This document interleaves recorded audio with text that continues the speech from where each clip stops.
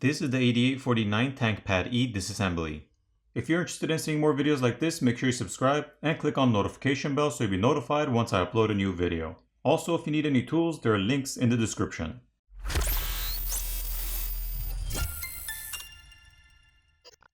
We'll begin by removing the SIM tray. Looking at the micro SD and SIM tray, we can see a red rubber gasket around the opening. Now heat needs to be applied to the screen to loosen up the adhesive underneath, and then a pry tool can be used to pry the screen off. I prefer to use a hairdryer since there's less of a chance of damaging any of the components inside by overheating them.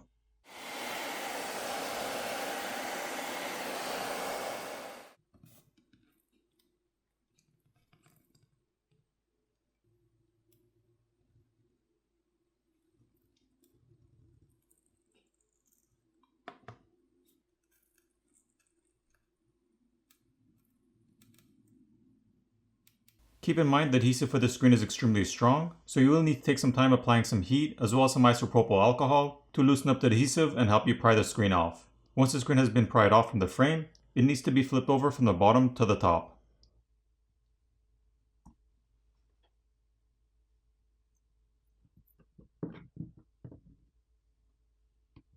A single Phillips screw which is holding on the red plastic cover needs to be removed.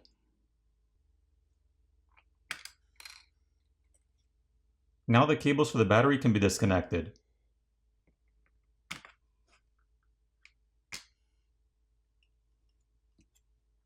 The lock or latch on the connector for the ScreenFlex cable needs to be lifted up to release it.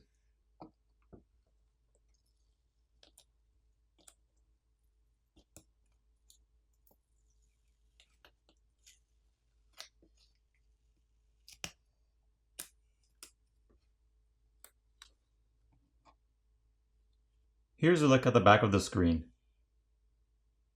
36 additional Phillips screws need to be removed.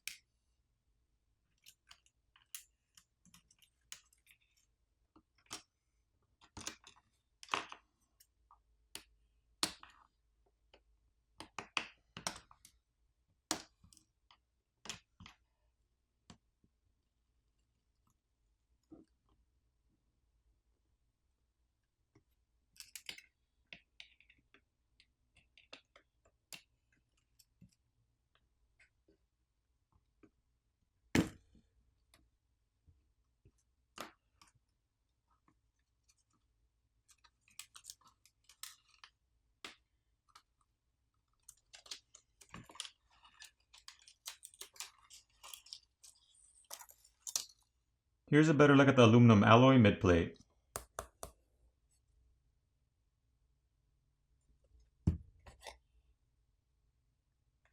Taking a look at the back, we see the battery located here, a thermal pad over here, as well as the flex cable for the proximity and ambient light sensor.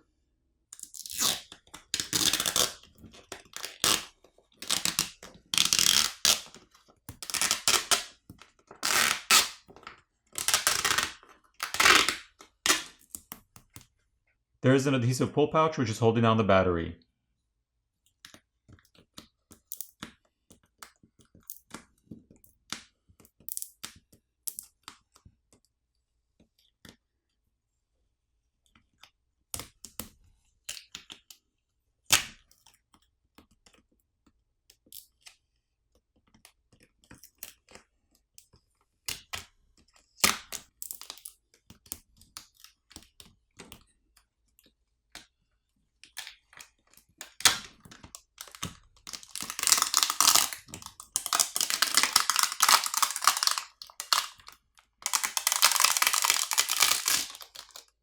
Once the battery has been pried off, we can see this aluminum plate which sits underneath the battery.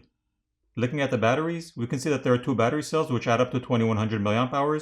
However, if we see the sticker over here, it's only labeled as 10,600 mAh, but that's because the voltage on these batteries are different than standard smartphone batteries, so don't be worried if you only see 10,600 mAh on the label, since the calculations with the voltage on these batteries add up to the 2100 mAh as advertised. There are 5 Phillips screws which are holding down the main board. 2 additional Phillips screws which are holding down the flex cable need to be removed.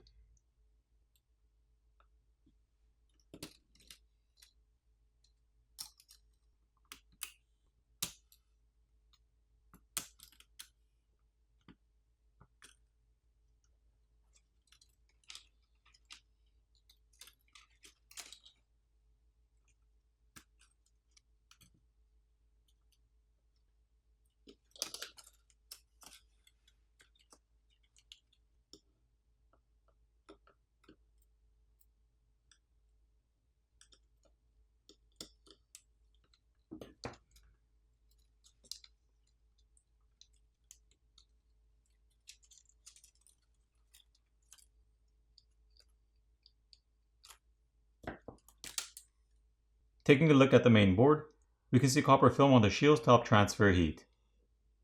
Once the copper film has been peeled back, we see thermal pads on top of the RAM and processor. Here's a closer look. Looking at the other side of the board, we see a whole bunch of flex cables, as well as additional copper tape and graphite film on the back shield to help transfer heat.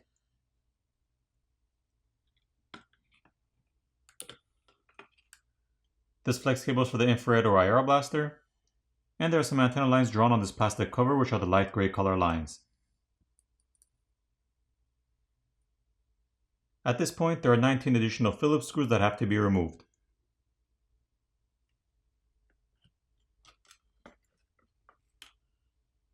Here's a look at the large camping or torch light on the back, along with the emergency lights on top.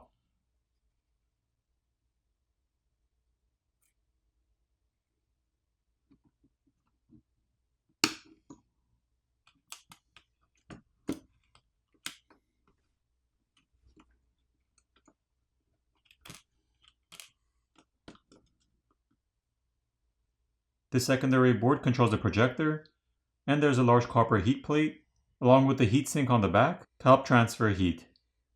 And here's a better look at the projector.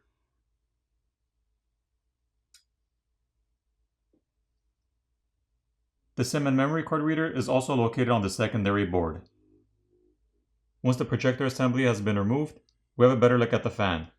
And there's also a rubber gasket around the opening. 4 more Phillips screws on the top need to be removed.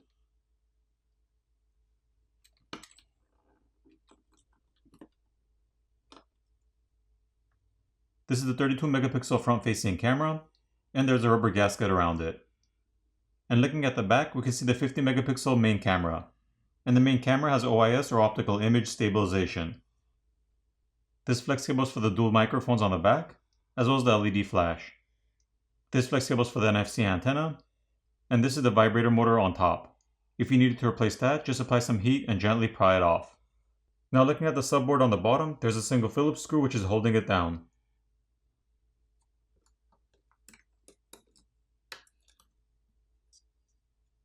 The coaxial cable can be disconnected by just popping it off.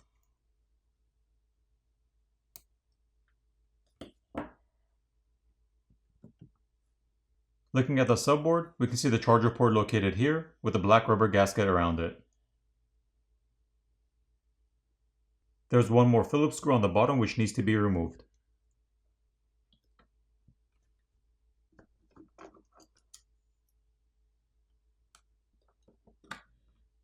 These are the bottom speaker assemblies. And there's an antenna flex cable on this one. Here's a look at the headphone jack.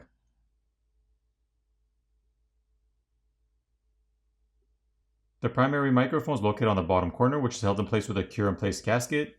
So if you needed to replace that, you'd have to cut out the gasket and pull it out. The same goes for the flex cable for the power button, as well as the volume keys on the side. There are cure-in-place gaskets which are holding the flex cables in place to prevent any water or debris from getting in, as well as T6 or Torx 6 screws holding on the metal plate or covers. For the repairability score, I give this a 5 out of 10. Now it's time to put it back together.